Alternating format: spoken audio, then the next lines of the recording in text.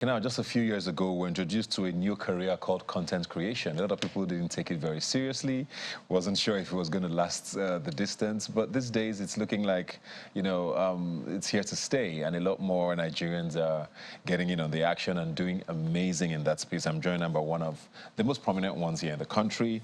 You know him as Jay on air, but he's Joseph Onaolapo. Thanks for being here today. Thank you so much for having me. Welcome. I just stick with Jay on air because that's what I know you as on Instagram. How long have you been doing this for? And what made you jump on it? I've been creating content for 3-4 years now, but I'm a broadcaster, radio presenter, all of that. But I jumped on it during lockdown, COVID. Everybody and their mothers. A lot of people jumped on things on COVID. During COVID was really interesting, right? A lot of people jumped on it. So I was out of a job at the time. I was sad. I was depressed. So it felt like, this was an outlet. Plus, everybody was on there. Yeah. So it wasn't going to be like I was embarrassing myself because even the biggest stars were on there. So while I got on TikTok, started lip-syncing videos, and then it became a thing. Yeah. Yeah, just like that. Do you find it hard explaining what you do sometimes to people? Because we have people across board who watch a show like this, and they still don't understand why is content creation a job? Do you have those conversations sometimes, and how do you explain it away? To be honest, yes. I definitely find it hard. So I just tell people, I'm a radio presenter. It's easier for you to say, I'm a broadcaster. But when I get into content creation, it just baffles some people that so you stand in front of your phone and a ring light and just act out. Performing to yourself. Just start performing. So it's weird to some people. But yes, it's a job. People are making a lot of money off it. People like are you. doing people are doing amazing things for themselves off it. We get DMs and messages, people saying you make me happy. You've done this for me, you've done that for me. Plus the platform makes us able to makes us, I don't know English there, to do other things that we're supposed to do. So it's hard to explain, but I guess as time goes by, more people will get it. Was there a moment you realized that things had probably turned? Because like you said, you started in COVID, most people were just having fun. Yeah. Was there a video or a moment where you realized, oh, this could actually be a thing?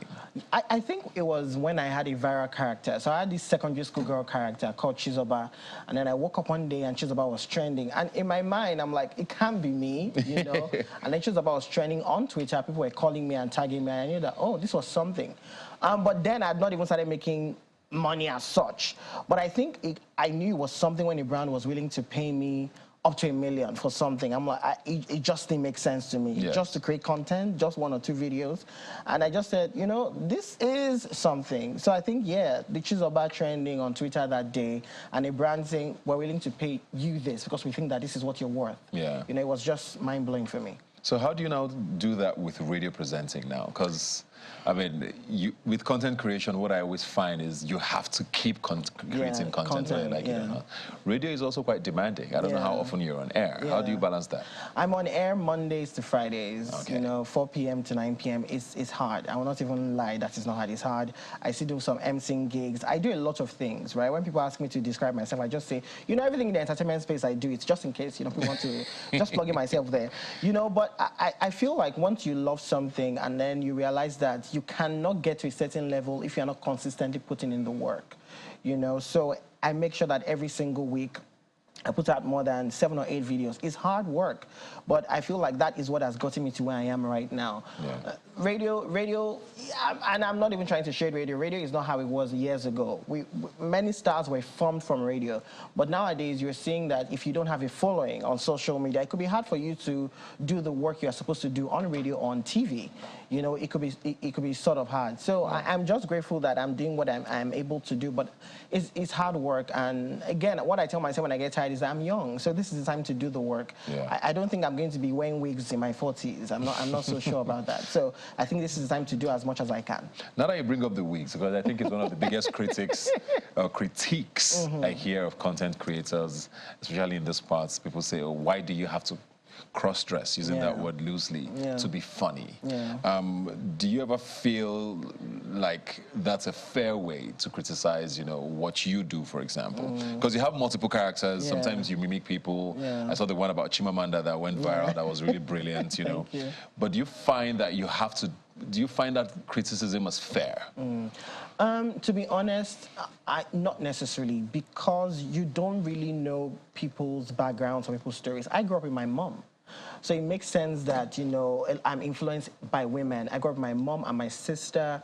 And, you know, when I got into the workspace, I work with a lot of women. For some reason, all my bosses have been women. I've not really had a male boss, maybe one or two there, because I've done multiple jobs, from being a personal assistant to a communications manager to doing this or that. But I worked with a lot of women, you know, my mom's friends. So I've just had a lot of women around me. And I think that it makes sense that the characters I create, you know, the characters have been influenced by. But again, if you look at my videos, I try not to make a mockery of women. I'm just recreating. I call myself comedy observational. So things that people see every day and don't take as seriously, I recreate stuff from them. So I'm observing and recreating. I'm not trying to make a mockery, or there are certain jokes I will not obviously make, maybe rape jokes or, you know, abuse jokes. Obviously, I'm not going to go there, you know, but I'm just recreating and just making people say, this could be you. So that's why when you go to the comment section, people say, oh, that's my mom, that's me, that's my boss, that's my friend, you know. And these days, I'm also making male characters. So everybody should. Everybody's getting something. It's getting something, right? Yeah. So, still on the criticisms now, because I know that it also happens a lot with the musicians as well. You know, there's always been talk about, oh, all of you want to bite off Fela's Afrobeat lifestyle, but nobody wants to actually stand up either and face government or be political, you know. And with skit makers, you also find that a lot of people just stay away from the politics, or when they do, it's really, really mundane or just slapstick stuff. Is this something you think should become a little more sort of explored? You find that in spaces like Saturday Night Live, for example, in the US, you know, it's a hilarious show, but a lot of it is centered around, you know, the president and people in politics, and they call out governments. You know, do you think there's a burden on skit makers, because you have so much people, so many people who follow you, who see the skits and might just get something out of it, or is there fear because of where we are? Well, there's the fear, but I also think that people should organically do what comes natural to them. Mr. Macaroni, it comes natural to him to do what he does. I don't think it comes natural for me, to me. Obviously, I'm going to stand up and say, but not on that scale. Now, what I'm trying to do more with my time is to focus on abuse. You know, women that have been abused and domestic violence. That is what I want to focus my attention on. And I feel like because that is what I've been moved, I just feel that burden in my heart to talk about stuff like that and to do work in that space. So I think that everybody should do what comes natural to them. If not, it's going to come off as inauthentic. It's going to come off as lying, you know. And I realize that there's so much happening in the country right now. So when you come on my page, I want you to just come and find peace. You know, and just find exactly. I like how you do your hand, this zen. You know, just be happy. I don't want you to overthink things. You know, and that's how I think. You know, I'm not going to begrudge anybody for not talking politics or for not doing this or for not doing that, because again, it has to come natural to you, and that's what I think personally. Very, very important. With content creation now, I find out what the drug is for you guys is the likes and the comments. You know, you find people who sometimes they post something, after 30 minutes they delete it because the first 30 minutes did not catch fire. You know, or because it's a paid thing, you don't want to delete, you now hide the likes, you know, all of those things. Oh my God. You know, how hard is that to cope with? Because you can say all you want that it doesn't matter, but it does. Because that is what fuels your market, you know. How do you handle that, you know, when you put in this hard work, probably shot for 6-7 hours, put it out and nobody seems to care that much or as much as you wanted. How do you handle that? I think for me, I'm lucky because I started creating content after I'd finished school. You know, so shout out to those that are Gen Z that are creating content. I'm not as, some people say I'm very young, but I'm not as young as I look, right? We thank God for good genes. Or as they think, right? As they think. So I'm grounded, and I started making content for myself. I was in a place of sadness and depression, so I wasn't necessarily making for people. It grew into that. So one thing I constantly said to myself when I started becoming popular was that I would not respond to negative comments. So if you notice, I never respond to any negative comment at all. It's just not my style. And the second thing is that I'm not going to base how great a video is on likes and comments. Some videos will go viral, some videos will not go viral. That's just how life is. The Chimamanda video, when I made it, Chimamanda didn't see it until like a month after. It was crazy. She posted it on her page. It was wild for me. So I'm just going to consistently do the work. I'm going to have viral moments here and there, but not every single time is going to be viral. So for me, I think that as a person, you have to be grounded, because if you're not, you're going to be so affected by likes and comments. If you go to my page, there are days that you see 47,000 likes. There are days you see 10,000 likes. There are days that, they're like, Jay, we don't feel you today. It's 4,000 likes. Because fuel is high. Because fuel is high. So just take this 4,000 likes and be okay. I'm going to be fine with it, at the end of the day. So consistency is my watchword. So I'm going to be grateful for 4,000 likes and 10,000 likes. I know it's hard for people, but I think that you have to work on yourself, be grounded, and you will not be so moved by these things. Because at the end of the day, it's social media. It could be here today and gone tomorrow. What's going to happen? Yeah. If it's gone tomorrow. So how do you get grounded, though? Because I know that's a very tough question, if I'm being fair. But, you say maybe because you got into it a little older than other people are doing it. But it's become a very viable space for the Gen Zs, people in school, people that are 19, 20, getting into that content creation and influencer space. And validation for them is these things. So what do you tell someone like that who doesn't get it? Why didn't this my video do as well? And it even leads to, you got into it because you were depressed to find an outlet. Some people get depressed off of it. So how do you handle a situation like that? To be honest, it's a very tough question that you ever asked me.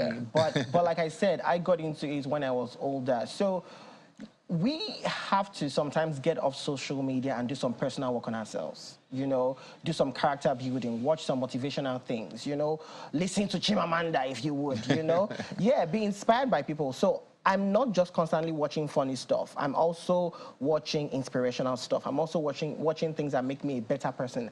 I watch people like Joyce Meyer. She's an American pastor that, it doesn't preach certain kinds of ways. She teaches things that, everyday life activities. And that's one person I watch that just helps me stay grounded in my life and as a person. Because I think that if you are not grounded as a person and you don't have the right kind of people around me, the people around me are not people that would just overly hype me. They're my people, they're my guys, they understand me. They are not moved by what I have or what I've gotten or the fame or the money or whatever. And I think that it's very important that you have those kinds of people around you. So that's what I would say. It's a tough question. I hope I Fair enough. Why are you still on radio, though? Is it because you love it, or are you scared because the ground never really strong for this side? Because a lot of people who they had 9-to-5s, content creation took off, and they quit their jobs and decided to face it, 100%. Is that something you're thinking about, or is there a reason why you still want to keep these? Honestly, I love radio. Radio is my first love, in the media space. Radio is what I've always wanted to do. And I think that I'm still going to do it for a while to come. But I also want to do more. I want to do TV. I want to explore other aspects. When people see me speak or hear me speak or, hear me do stuff on radio, they are shocked. They assume that, as a content creator, you just want to just make people laugh and just shout. So they are shocked when I'm talking politics on radio because my show is in segments. So there are moments of politics and entertainment and music and all that. So as a broadcaster, you are vast. And I think that because I'm just in love with that space, I'm in love with interviewing people, I'm in love with communicating, not just making people laugh. So I think that would evolve into something. I don't know what that thing is yet, but for now, I'm just at peace. Acting? What did you say? Acting? Acting, I've done one or two things, nothing big, but yeah, maybe. Maybe. I don't want to get into acting as a character of mine. I want people to take me seriously as an actor. So I'm hoping that happens. What do you think is the future of content creation? Because, it used to be Instagram. All of a sudden, it looks like TikTok has taken off. We still have Facebook in the corner. There's Twitter doing their thing. There's Threads now coming out of nowhere. YouTube is still massive. There's too many of these things. What do you think is the future? Is there going to be one platform where all these things happen? Is it going to die off, maybe, and nobody just cares anymore? Or is it going to evolve into something that's more structured, whatever that structure looks like? What do you think? Honestly, I don't know. But I think that as much as we have more billionaires in the world, it's never going to be one platform because everybody's always going to try to outdo somebody. I mean, Elon Musk and Mark Zuckerberg and this person and that person and this person. I just feel like we in Africa need to create something for ourselves. That's where my mind is at. I feel like we have a lot of tech bros. I made a video recently about a tech bro. I feel like there's something we can do. So I don't know if there's going to be a structure, but I know that it's going to keep on evolving. And if you as a person, as a creator, don't evolve into doing other things, you're just going to be gone with the wind, so to say. So evolution, that's it, really. Yeah. Any immediate plans for you? Next half of the year, anything you want us to know that's coming, maybe? Anything, I don't know. Or any subject you'd like to touch? to be honest, you would see more of yourself on my page, you know. I could leave this interview and do something about Ibukar because, you know, because why not? I just want to be able to, I don't want to be put in a box. I want to be able to do different things, and I hope that my people, I call them the J Tribe or the Fam Bam, whatever the case may be, will just keep on following me, whether it's movies or radio or TV or whatever. I just want to do other things. And yeah, the year is still July, you know, it's still a long way till Merry Christmas. Yeah. So much is going to happen. I'm just excited, really. Good luck with everything, man. Thank you so I'm much. looking forward to more interesting stuff from your page. Thank you so keep much. going viral. Thank you so much. Thank you. And keep making money. Thank you.